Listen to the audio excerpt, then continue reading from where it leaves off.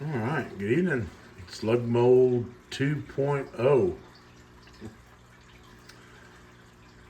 I felt I needed to make some modifications to the last design, and so I did. Went to the shop today and reworked a couple of things. The first thing I did was I cut the top off of this flat. I've machined this in flat, so you can see all the ridges. Before you couldn't, when you poured the lead, it left valleys in here with lead that didn't need to be there. So I flattened this off. I also shaved the extractor down on the top and in the back. Made it a lot thinner so it sits down deeper in the socket. I know it's hard to see, but we'll see what happens when we pour, whether I get those dimples on the very bottom edge around where the lead falls back behind this plunger here. Hopefully it won't do it as bad. So I shorten this down. Excuse me.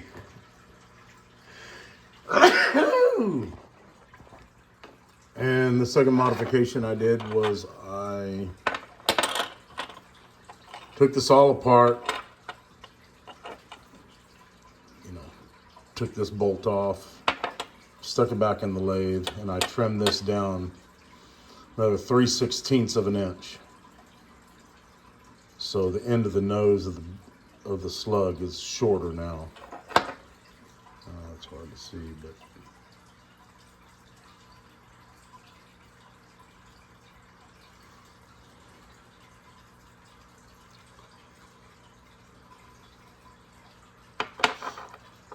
so the calculations that I did with what they were and what they are now going to be, the length is 0.125 inches shorter than the ones that I made the other day.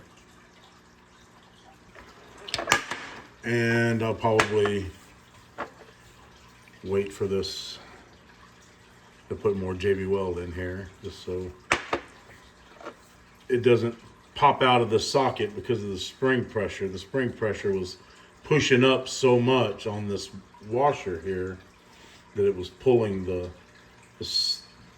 socket extension out of the socket.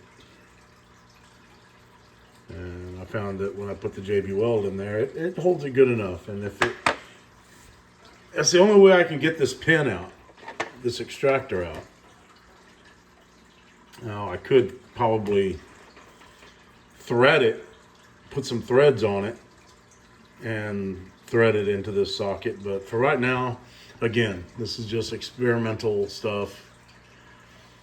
If I don't need to, if I'm satisfied and they shoot well, then what I'm gonna do is I'm gonna pull this back apart, take the JB weld off of it, clean it all up again, and then I will silver solder this extension to the socket permanently. The only way to get it back out would be to heat it up and then yank it out. So I've got a little bit of 45% silver solder, and that should take care of that.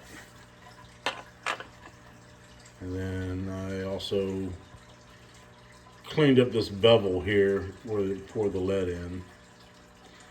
I made it just a little bit bigger. It worked fine the last time. I really need to get, if I'm going to start making a bunch of these, I'm probably just going to go ahead and get one of those Lee melting pots for casting bullets instead of melting a pot of lead on my turkey fryer and then scooping it out of there with a ladle and pouring it into the mold. I just didn't want to spend that money until I find out that, hey, I really want to make these things, and I'll invest a little bit of money into them, because I don't cast, I'm not a bullet caster. I've got some molds that my dad had that I got when he died. I do have a 73 caliber round ball that I am going to make more round balls. So as for right now, if these slugs work, I will go ahead and buy one of those Lee melting pots, and I'll be able to cast these kind of slugs and the round balls. Anyway, I know this stuff is boring, guys. Again, this is just for my memoirs. Yes, I did make this stuff. It was fun making it. And this extractor thing really works well. When you pop that, you just grab it like this, and you got to push pretty hard. It pops that slug right on out. And this time I will have a little bucket of water that I will plop them in. Before I plop them out and they'd hit the concrete and put a dent in them, and that's not good. So again, those are just some experimental ones. I already loaded up the ones that I cast. I loaded up 4, and I'm just going to take those to the range maybe tomorrow and send them and just get an idea if they're flying straight or not, or if they're keyholing. And then I'll cast some of these and go back out to the range again and see how they do. Anyway, that's all I got. Make something. Makes me happy anyway. See ya.